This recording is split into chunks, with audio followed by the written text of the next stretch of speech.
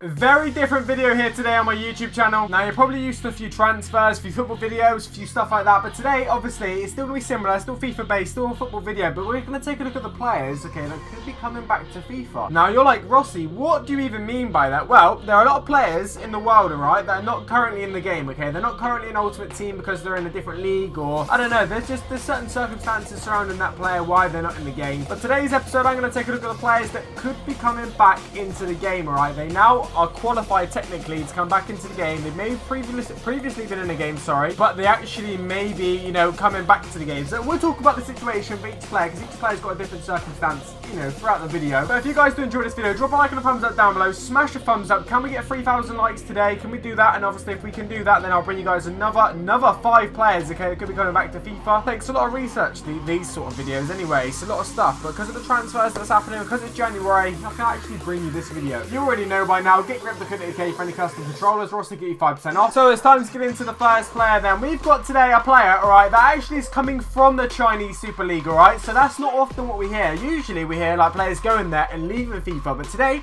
we've got a player that's already out there and he's coming back to a FIFA league. Now this guy used to play for Chelsea, and let's talk about him. Gael Kakuta. I think I probably pronounced that wrong. Maybe I've pronounced it right. We'll have to wait and see. But anyway, he is now signed for Deportivo. So obviously that is a La Liga team. Obviously that team's in FIFA. Obviously that league's in FIFA. I don't really need to talk about that too much, do I? But this guy, he used to play for Chelsea. He's only ever made 6 appearances for them. He's been on loan loads of times. Fulham, Bolton, Lazio. He's been in loads of different teams. And from obviously Chelsea, signed a permanent deal with Seville, only making 2 appearances for them, which is pretty bad between 2015 and 2016. But then he moved to Hubei China Fortune. Now he's played 24 games for them, scoring 2 goals in 2016. So he's played most of the games for them. Now he was actually involved in a controversial signing, right? When Chelsea first signed him, there was a lot of controversy behind the transfer. So this guy's now left China on loan, of course. He's still owned by the team, of course. Now let's talk about this Hubei China Fortune, right? Let's talk about what players are currently there. Obviously, Lavezzi is one of the players. So Lavezzi was his teammate. Everyone knows Lavezzi, obviously, from PSG. Got Gervinho. Everyone knows Gervinho from Arsenal when he went to Italy and stuff like that. He's famous for the forehead. That's what he's pretty much famous for. And then we've got Stefan Mbia, alright? This guy was at Seville. He's been at QPR. He's been at Marseille. You probably know him as well. He plays for the same team. So there's quite a few players in this team that you will know of. Obviously, there's actually only like 3 or 4 actually non-Chinese players in the whole like main team. Obviously, Kakuta was one,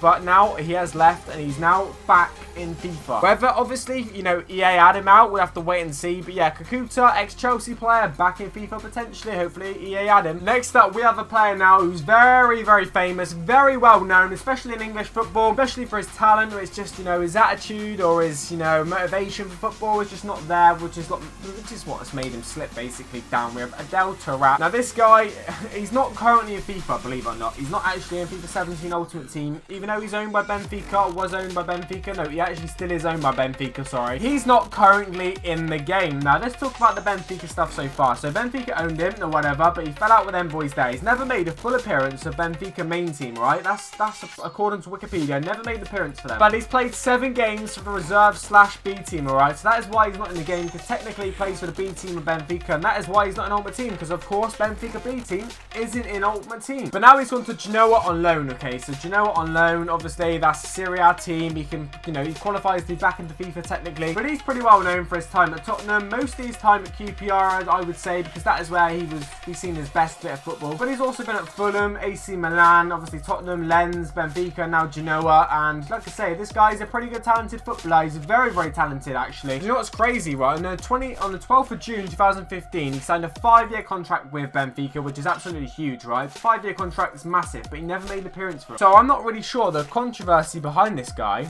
but you know, he did all this, right? 5-year deal with Benfica, and he's never actually played for him, and he got demoted to the B team. Now that is a big mistake on Benfica's behalf. How can you like sign someone for a 5-year deal and never play him and then just give him out on loan, especially someone the quality of Taarabt? Now he's been criticised before for his fitness and his attitude towards football, so maybe that's why Benfica, you know, demoted him if you like. But now that he's joined Genoa on a loan deal, he is buzzing about that, okay? He's saying that Italy paid him a lot of love when he was at AC Milan. He really enjoys, you know, Italian football and stuff, so hopefully we can see the best of him again. Because he's 27 years of age, he's still had lots of years left in him in football, and it would be a shame to see it go to waste. And Benfica B team is a waste for this guy. This is how good he was, alright? He won Football League Player of the Year in 2010 to 2011 for QPR, I think. I was back in the Championship days, and yeah, he was good that season. I remember him. He was good. So yes, guys, that is another one we want to see come back into football. Obviously, we've seen Kakuta, ex-Chelsea. We've now seen Adel Taarabt coming back to football potentially. When I say coming back to football, I mean coming back to Ultimate Team, coming back to EA potentially. If they want to add him, it's not 100% concrete they're going to add him, but you know, before they couldn't have added him, but now there's a chance they can add him. You know, he's eligible. Next up, I want to talk about, you know, a sort of not Premier League guy in a minute or whatever. We got a guy who's Jordan Spence, alright? Now, this guy is now officially signed for Ipswich. He's been without a club since he left MK Dons back in the end of 2016 season. Now, this guy was a huge talent. West Ham fans are going to know about this guy because he signed for them. Obviously, throughout his youth career, he was with them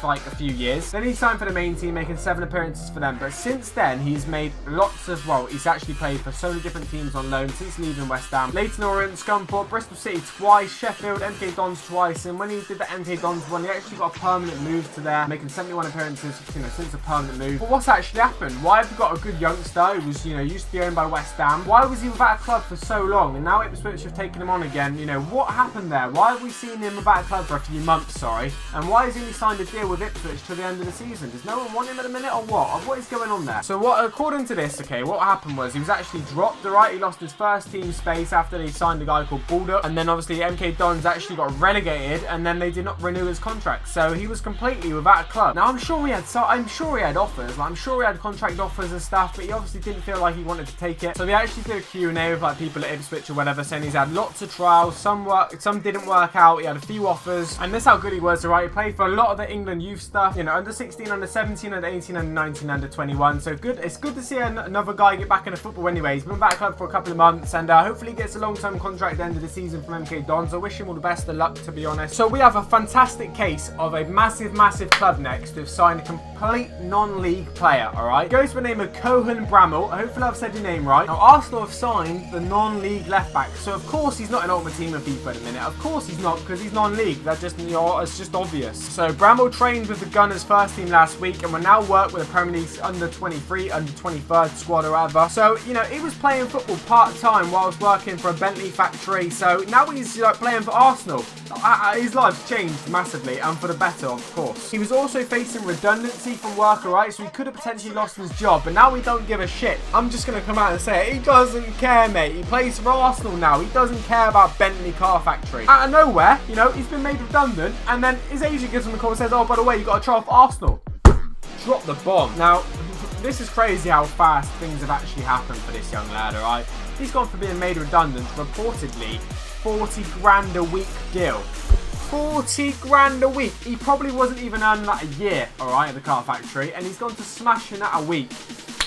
You've just got to clap your hands and say, fair play, man. It's actually so good to see. Now, Arsenal had to act quick on this guy, alright? Because apparently Crystal Palace, Sheffield Wednesday, all reported to be interested in this dude. And now his life is changed forever. So fair play to him. Fair play to Arsenal for going to, you know, scouting non-league players. Because it's not something you hear about too much anymore. And it is good to see. And it's a beautiful story as well. Made redundant today, 40 grand a week. I mean, it's just classic. So the last player in this episode is one that, you know, I haven't, you know, talked about today. I've talked about at the end, basically, because he's technically in FIFA at the minute, but not the way he's potentially going to be. Like, it's a bit complicated, so let me talk about it. Anyway, we've got Sebastian Veron, of course. Everyone knows him, ex-Man United and stuff like that. Now, he, of course, has got a legend card in FIFA Ultimate Team, but, you know, he's actually re-signed for a team, alright? So he potentially could have a new card other than a legend, alright? So he's no longer retired and got a legend card, just. He's now back playing football again. Now, I've actually featured this in a transfer video a couple of weeks ago, so if you watch all my videos on my channel, you are well aware of this transfer and you're well aware of all my opinions and stuff I gave on it, but let me give a few more in this video. Now, Veron's actually signed, okay, for his boyhood team again, the age of 41 years of age. And that team, of course, Argentinian League, they are in FIFA Ultimate Team. And he signed an 18-month deal with them. So it's not like, you know, it's a 6-month deal to get him out of a bit of a hole they're in or whatever to the end of the season, mate. He's here to the end of this season and the end of next season as well. So it could take him to like 43 years of age, potentially. He promised to sign for the team if fans bought 65% of boxes. Now, I'm guessing boxes is like, you know, like,